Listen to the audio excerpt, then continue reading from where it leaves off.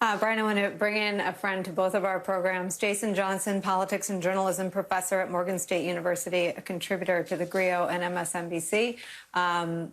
Jason, you and I have had so many conversations over the years about everything political, and some of our most intense conversations about precisely what we're awaiting a verdict for. Talk about everything going through your mind right now.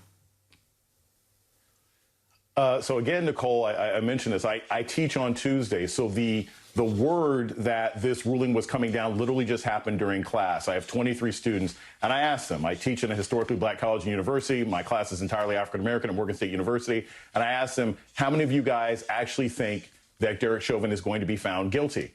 And only 4 out of 23 thought so. And when I asked them in detail why you think that, they said, because we don't believe, because white cops and black cops and Asian cops always get off when they kill black people. They don't believe that this is the system working. And so regardless of what happens tonight, if Derek Chauvin is found guilty, it's not going to change the fear and the legitimate cynicism and skepticism that my students have.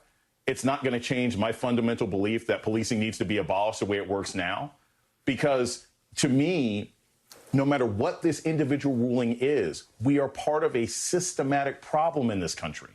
And the fact that there have been so many other deaths and so many other instances of harassment, the fact that just 3 days ago we had a guy from the Oath Keepers talking about how they've completely infiltrated law enforcement and are training for some ridiculous boogaloo, race war, says to me that this individual case, while it may provide some relief, if it does turn out that Derek Chauvin is held accountable, it doesn't change the larger systematic problems that this country is facing.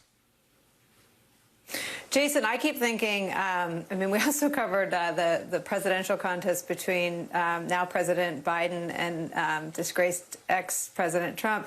That this moment for the country might be different if he had prevailed. And I wonder what you make of President Biden's comments this morning that the evidence against Derek Chauvin in this trial is overwhelming.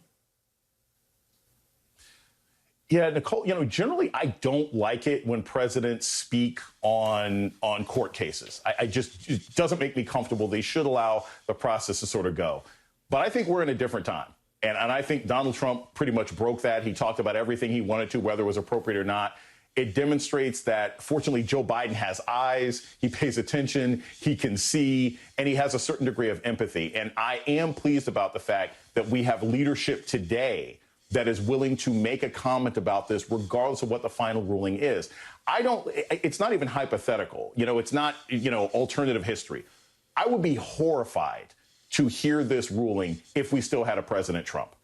I would be terrified as to what kind of violence he would incur, regardless of what the ruling would be. So the fact that we have a president who seems to care, a president who recognizes how much of America is invested in whatever this ruling finally is a good sign for leadership going forward. Now, if he takes this as an opportunity to propose some fundamental changes, that will be even more important. But the fact that he's not going to throw gasoline on whatever the result is a good thing and a welcome change from what we had before.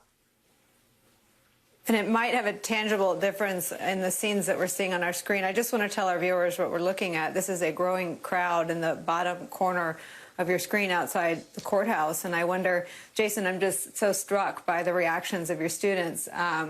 Obviously, we covered a lot of the protests. They are now diverse in ethnicity and gender and age.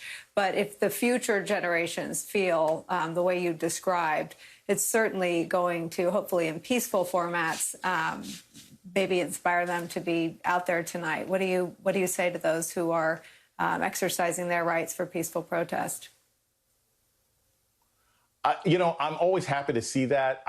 We talked about this all last year, that I went to several protests. I took money out of my pocket and got some of my students out of jail from protests. I think that's part of being an active citizen. But what I want to see even more objectively is I want to see a different response from police to protests. It still concerns me and in some levels really disgusts me that you see more resistance from cops to people protesting about somebody being murdered by the state than we saw at the insurrection. That you see more aggressive responses, more tear gas, more batons, more equipment for cops responding to people who are legitimately upset about somebody being murdered than they were last year when right-wingers were screaming about having to wear a mask during COVID. So while the protests are important, and there would be no change if we didn't have that pressure, it is yet another reminder of how the policing response to the protests shows that this country has a lot of work to do, because people shouldn't have to do this, because these kinds of crimes shouldn't be happening. I actually always thought that he would be found guilty because it's sort of a cultural makeup call. But I'm not happy. I'm not pleased. I don't have any sense of satisfaction. I don't think this is a system working. I don't think this is a good thing. What this says to me is that in order to get a nominal degree of justice in this country, that a black man has to be murdered on air, viewed by the entire world, there have to be a year's worth of protests and a phalanx of other white police officers to tell one white officer that he was wrong in order to get one scintilla of justice. That doesn't make me feel happy. That doesn't make me feel satisfied. It makes me worry about what's going to happen when these other officers are held on trial. It makes me upset all the more that we didn't have this for Breonna Taylor. It makes me concerned about what's going to happen in the trial for Ahmaud Arbery. So, no, I mean, this is not the system working. This is a makeup call. This is the justice system trying to say that, hey, this is one bad apple, because that's how this is going to be interpreted. It's going to be this one bad apple, he got in trouble, yay, blah, blah, blah, and yet there's still going to be young black men and women across this country being shot today, tomorrow, and 2 weeks from now, because unless we have some radical reform, there's no lesson learned.